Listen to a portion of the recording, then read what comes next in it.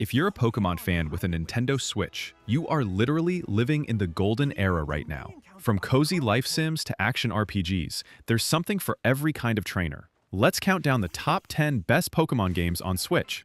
Pokémon Champions is basically the game for people who just want to battle. No story, no gyms, just pure strategy. It launched in April 2026 as a free-to-start title on Switch and mobile, and it's the official game used for the Pokémon World Championships.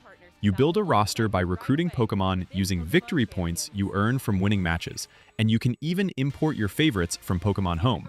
The battles use all the classic mechanics, types, abilities, moves, but also bring back Mega Evolution through a new item called the Omni Ring, with more power-ups like Z-moves and terastallization planned.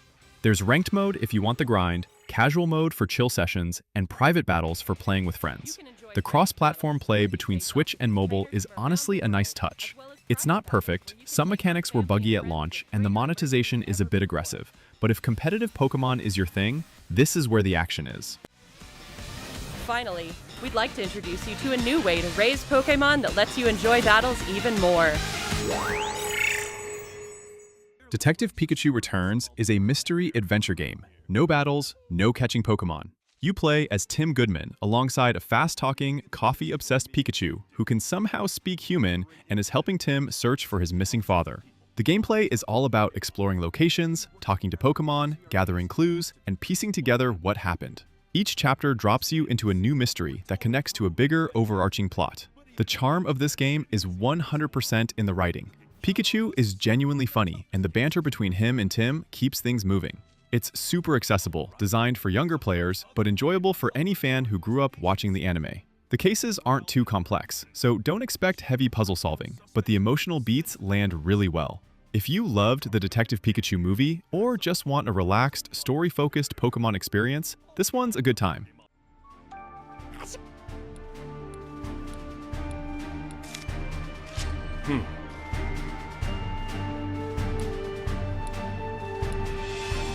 New Pokémon Snap. You're a photographer named Rex, who joins a research team studying Pokémon in their natural habitats across the Lental region. You ride through rail-style courses in a floating vehicle called the Neo 1, and your only job is to take the best photos possible. You throw fluff fruit to get Pokémon's attention, use Illumina orbs to trigger special behaviors, or just play a melody and watch what happens. The photo scoring system rates your shots based on pose, size, direction, and other factors, which gives you a reason to replay every single course over and over. As you progress, courses unlock new paths and hidden Pokémon, so there's always something new to discover.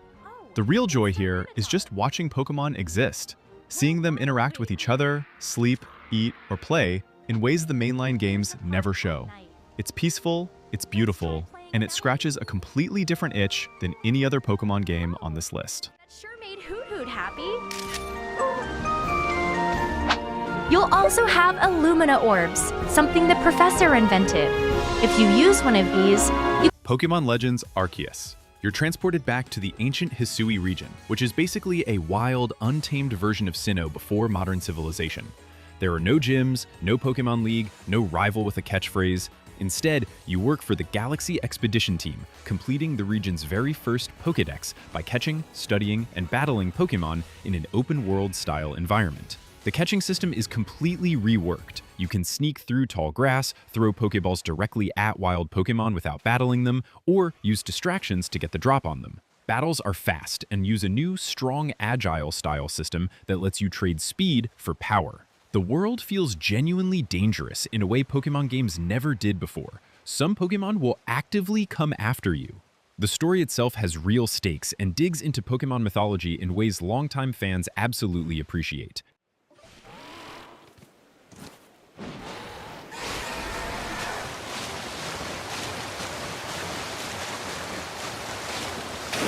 Pokémon Legends ZA dropped in October 2025, and it builds on everything Arceus did, but takes it in a completely different direction. Instead of an open wilderness, this whole game is set inside Lumiose City, the iconic hub from Pokémon X and Y. An urban redevelopment plan is underway to make the city a shared space for both people and Pokémon, and you land right in the middle of it all. The big change here is, battles, for the first time ever, they're fully real-time. You lock onto Pokémon, dodge incoming attacks, time your moves carefully, and manage cooldowns instead of waiting your turn. You also have to think about a move's range and area of effect, which adds a real layer of strategy. There's a ranking system called the ZA Royale, where you start at rank Z and climb to rank A. Mega Evolution also makes a big comeback with new forms. By taking advantage of the power of Switch 2, you can enjoy your adventure in Lumio City with enhanced resolution and frame rates. Pokémon Sword and Shield got a rough ride from parts of the community, but let's be real, if you actually sat down and played it, there's a solid game in there. The Galar region is based on the UK, and it's full of personality, from the foggy countryside to the massive stadium battles. The big addition here is the Wild Area, an open-world zone where you can roam freely and encounter Pokémon at different levels depending on where you go. Max raid battles let you team up with other players online to take down Gigantamax Pokémon in dens, and those are genuinely a blast. The main story follows the typical Pokémon structure: gym badges, rival battles, and evil team. But the champion Leon is one of the most memorable characters the series has had in a long time. Dynamax and Gigantamax are the signature gimmick, turning your Pokémon enormous mid-battle for a few turns.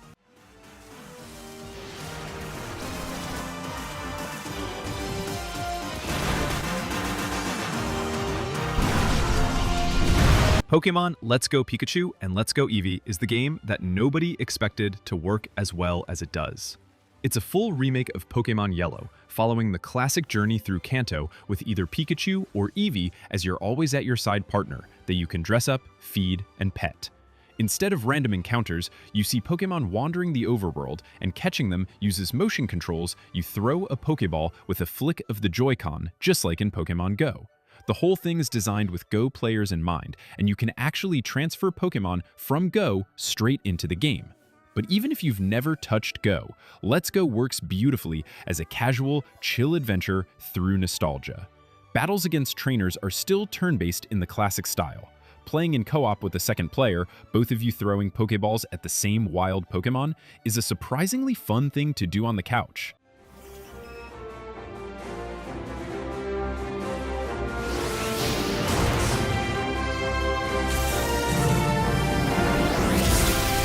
Pokémon Brilliant Diamond and Shining Pearl are as faithful as remakes get. Maybe too faithful, depending on who you ask. But for fans of the original Diamond and Pearl on the DS, this is comfort food at its finest. You're back in the Sinnoh region, traveling through snowy routes and underground tunnels, battling gym leaders with seriously strong teams, and chasing down the legendary Pokémon tied to the region's creation myth. The chibi-style overworld looks adorable, and the music is completely orchestrated, which makes revisiting iconic tracks like Cynthia's battle theme absolutely hit different. The Grand Underground returns, and it's expanded with Pokémon hideaways where you can encounter Pokémon from other regions. Contests, Poffins, and the Super Contest Show are all back too. ILCA developed these instead of Game Freak, and they stayed very close to the originals. No new forms, no extra story content beyond what was already there. The Grand Underground is a vast subterranean world beneath the entire Sinnoh region. Pokémon Scarlet and Violet. Set in the Spanish-inspired Paldea region, these are the first truly open-world mainline Pokémon games. You can go anywhere from the start, tackle gyms, team starbases, and titans in any order you choose. The three storylines running simultaneously give the game an unexpected amount of heart, especially one involving your rival that hits way harder than expected. The new Terastal mechanic changes a Pokémon's type mid-battle, which creates wild strategic possibilities. Riding Koraidon or Miraidon, your legendary partner, through the world feels great once you unlock all the movement abilities. Terra Raids let you fight powerful, crystallized Pokémon with up to 4 players online, and those became a major endgame activity. The DLC, the Teal Mask, and the Indigo Disc expanded the region significantly and added tons of fan-favorite returning Pokémon.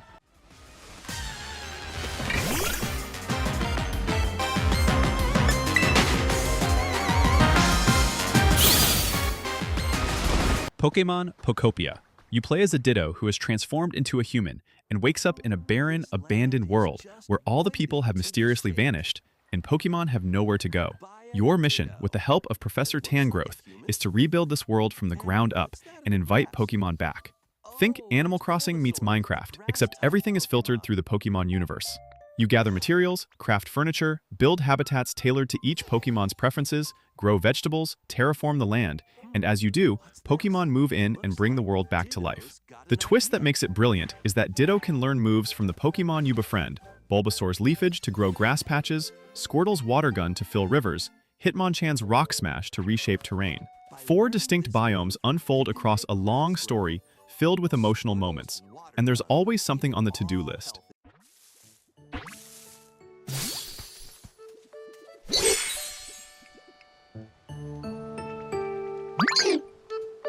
Honestly, whether you're into competitive battles, cozy building games, or classic adventures, there's a Pokemon game on Switch for you.